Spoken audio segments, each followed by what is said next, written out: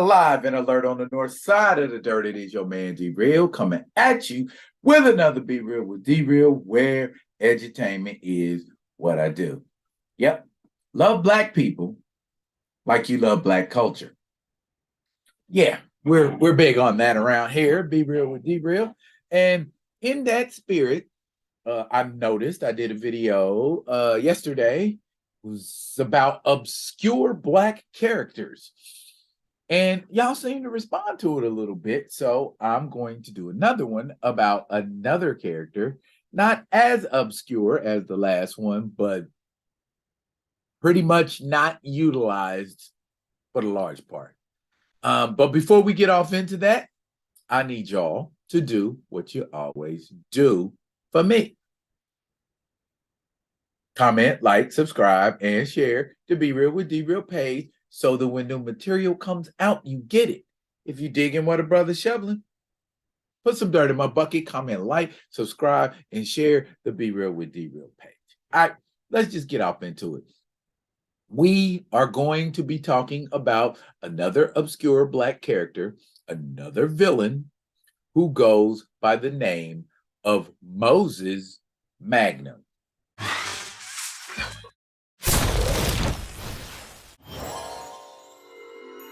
And before y'all ask me, black people in Marvel Comics seem to want to keep their birth names because their birth names sound like superhero names. Moses Magnum, Misty Knight, Luke Cage. It is what it is, man. They sounds cool. But let's learn more about the diabolical mastermind villain with the receding hairline known as Moses Magnum. Moses Magnum made his debut in this comic book right here, Giant Size Spider-Man #4, all the way back in 1974, teaming up with the Punisher. This particular Spider-Man run was done by Jerry Conway and Ross Andru. Ross Andru, I like his Spider-Man art a lot. Spidey and the Punisher decided to team up.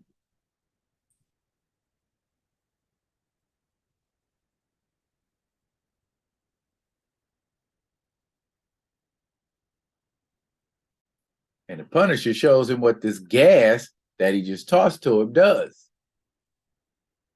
Once folks is exposed to it, look what it does to him. So you know Peter Parker's sensibilities is like, I'm all in for this. Long story short, running that operation, Spider-Man teams up with the Punisher, and they get to meet the leader of the Deterrence Research Corporation, because Moses Magnum is an arms dealer and a terrorist. Boom, there he is right there. Look at that, Spidey coming in. Like I told y'all, receding hairline. You will see this a lot on Mr. Magnum. Spidey gets gang-banged by a bunch of soldiers with a desk. That came out wrong, but y'all know what I'm talking about. Knocked him out. Spider-Man got knocked out by a desk because the 70s. Spidey's thrown in a death camp. I guess that's what it is, where he gets to meet receding hairline Moses Magnum, who's being a dick to him. Pimp slaps Spider-Man, takes off his mask, but Peter Parker's wearing a disguise because that's what Frank Castle told him to do. There you go. That doesn't 100% look like Peter Parker. You'd think Peter Parker would prepare for something like somebody snatching his mask off and having a disguise on. See, he ain't ruthless like Frank Castle, or slick anyway. And he laughs as he monologues, like all good villains are supposed to do.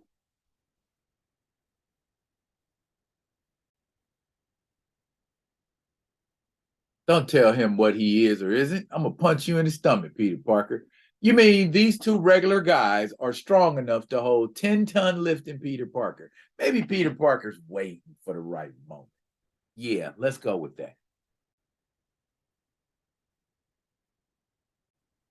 And then we get to see Peter Parker had on a disguise all along. That don't look like Pete. You mean Pete brought a comb? The 70s. Him and Punisher team up, get down for the get down. Dropping gas bombs. See, Punisher comes ready. And Spidey's going to see Moses Magnum.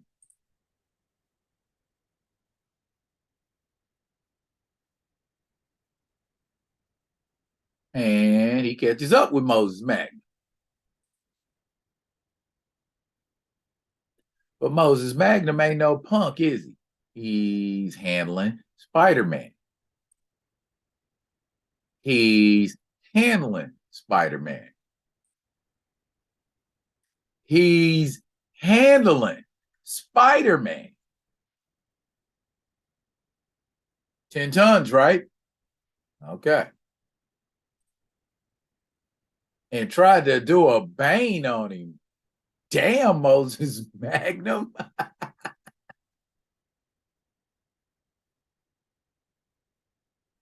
Spidey said, that's enough of that shit. Man, Moses Magnum's hairline is really receding, fam. And so he's going to throw that gas on Spider-Man. But Punisher comes in, and we know Punisher don't give a damn. Exactly. See? And out they go. And close the door.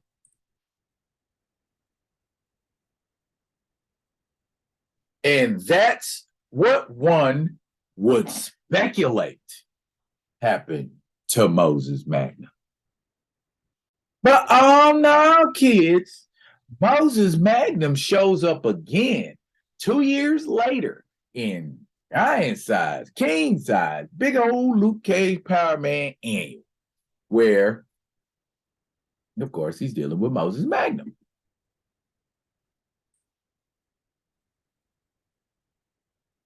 Art by Lee Elias and Dave Hunt, who do a much better job of drawing Luke Cage than George Tuska. I don't really care for George Tuska's art.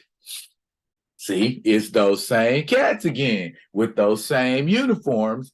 I guess, Moses Magnum likes to use his own internal army. So the green and brown, those are his people. Scientists doing geological research, that kind of thing. Here's where Moses Magnum kind of gets those seismic powers. Sorta. Somebody shot Luke Cage, and it hurt him. Generally, it doesn't. So Luke Cage is dodging him. Hey, I guess that's one way to take out, what did they call them back in the day? Gunzels, guys with guns, AKA goons.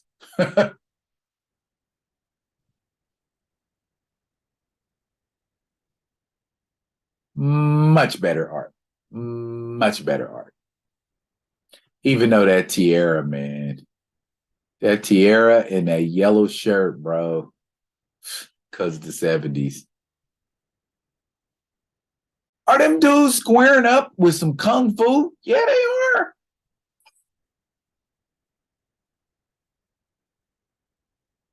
This K said, this is what I feel. This is how I feel about y'all and y'all kung fu. Take this one piece. Is my man chopping him?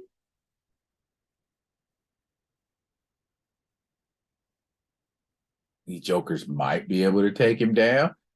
Okay, that explains Iron Fist being able to hold his own later on. He said, I ain't giving him a chance. You want some kung fu, bruh?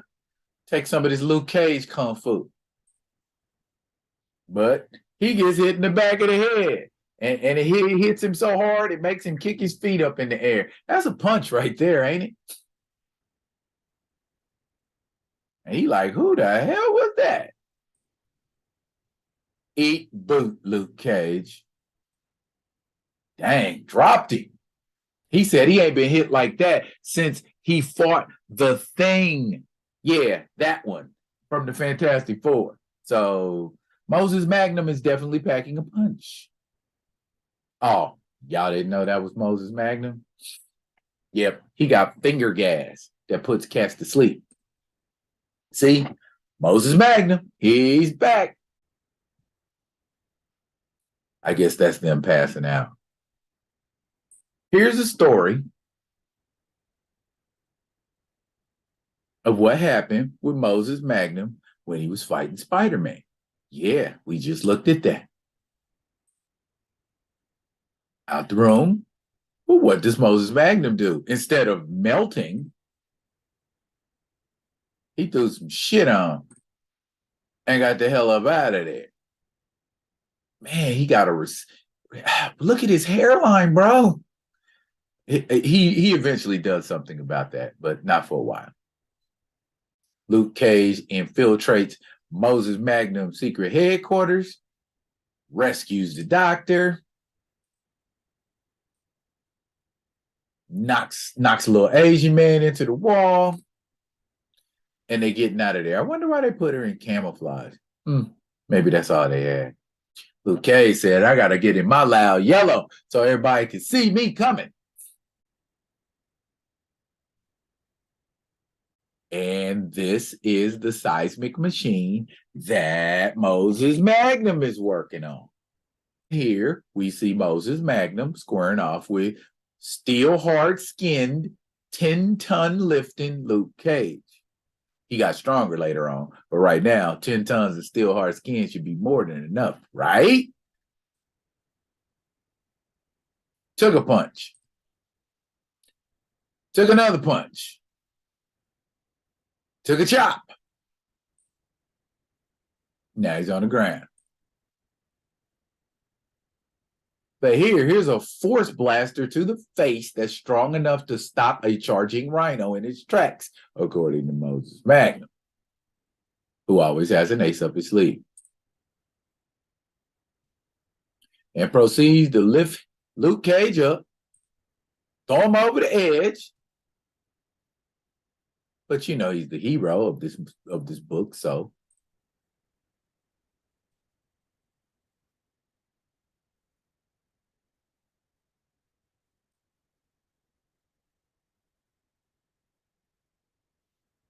And they get down for the get down. Luke Cage said, I'm gonna go ahead and disable the beams and that gas. And he said, I'm an arms dealer. I fight with weapons. Luke Cage gave him a hurdle kick.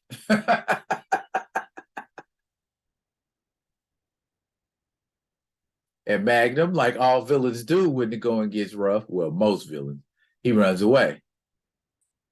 Now he's got a weapon.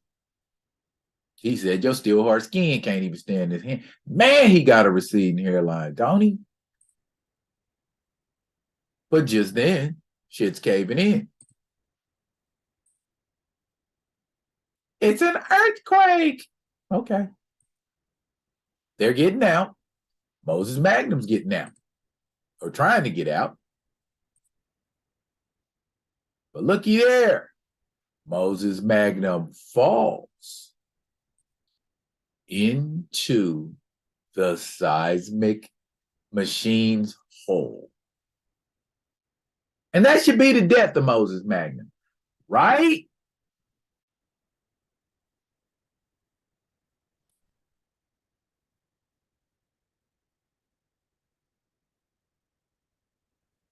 Wrong, because if we take a look at classic X-Men number 25, which recounts the story in X-Men 118 and 119, we see going back to Power Man Annual number 1, Moses Magnum did indeed fall into the hole while Luke Cage and the geologist lady are up there like, whatever, we got to get out of here.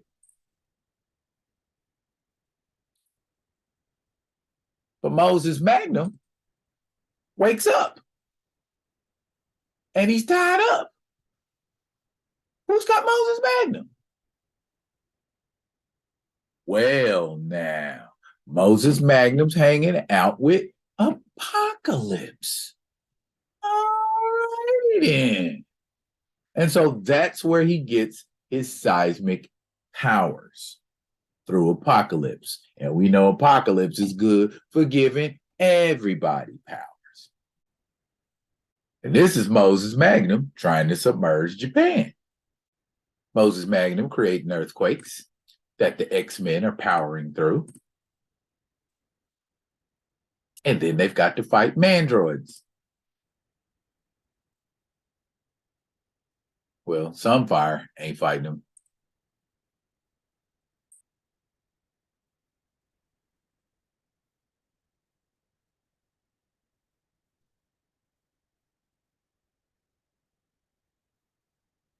And no X-Men fight will be an X-Men fight.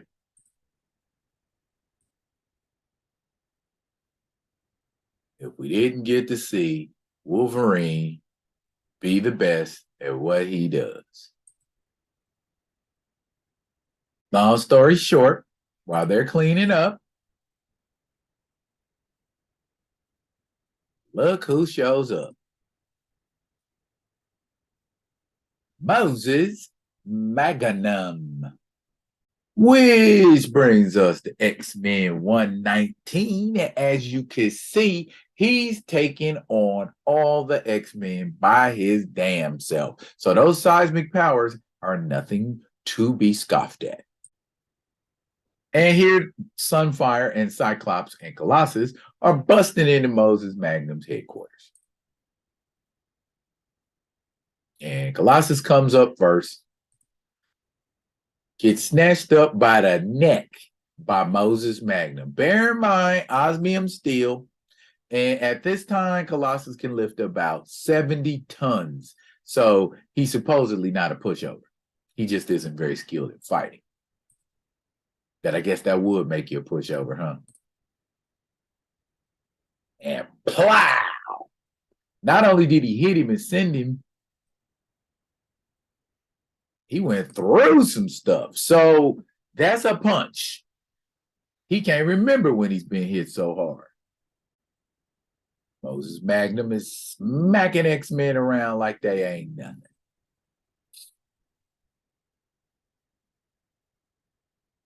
And he gonna let his mandroids handle his light work.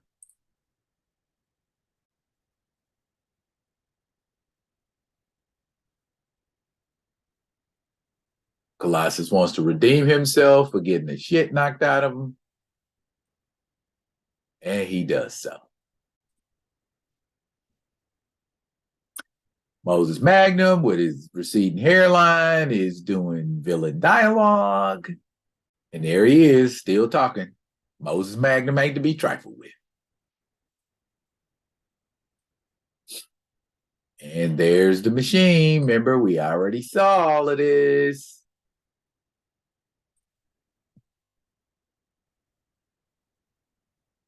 So Moses Magnum's power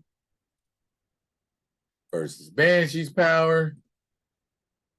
Everybody's covering their ears. And boom. Banshee saves the day. And we don't know where Moses Magnum is until this comic book. He's got a new costume and he's got a new look. Look, Moses Magnum finally went on ahead and just got a mohawk and did away with that receding hairline that just made him look crazy.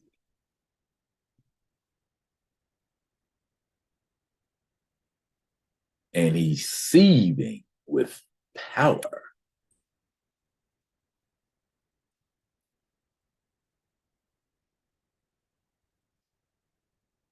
They gonna shoot Moses? He got guards. But come on now. These are the Avengers. Well, one of them's an Avenger. One is a soon-to-be Avenger. but a whack one at that. Anyway, Avengers to the rescue. Yeah, buddy.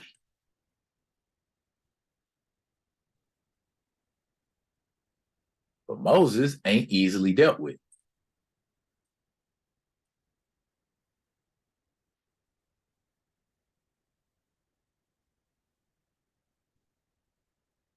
And Moses is putting hands on Iron Man. And that was like his most newfangled armor at the time. Seismic power. That's seismic power. Look here, y'all. Moses Magnum goes on to display issues with the Black Panther and Wakanda, and that goes on in Deathlock's comic book. I think the 1991 run, the one with the Michael Collins Deathlock. There are a couple issues where Moses Magnum is trying to get Deathlock to work for him and get the vibranium out of Wakanda, but he refuses. This is what I'm saying. Moses Magnum is a well-rounded villain. He's out there and he's usable. He's viable. He's fought the X-Men. He's fought Spider-Man. He's fought Luke Cage. He's fought the Avengers. What else does Moses Magnum got to do to move up the echelon of popular villains? He's got henchmen. I mean, come on. He's a villain. What are we going to do with him? He's an arms dealer. He's a terrorist. That's a villain. That's a villain all day. I'll take a villain. Villains are often more interesting than good guys. So while y'all sitting around turning Kang into a black man and all of that kind of stuff, you got a black man who's just as villainous, who's just as powerful. He may not be able to control time, but if he done gave the X-Men, Spider-Man, Luke Cage, and the Avengers hell, he's a formidable villain. There you have it. Another obscure black character being underutilized. I'll be coming at y'all with another one of them other ones. And until I do, y'all be good. Be good to each other.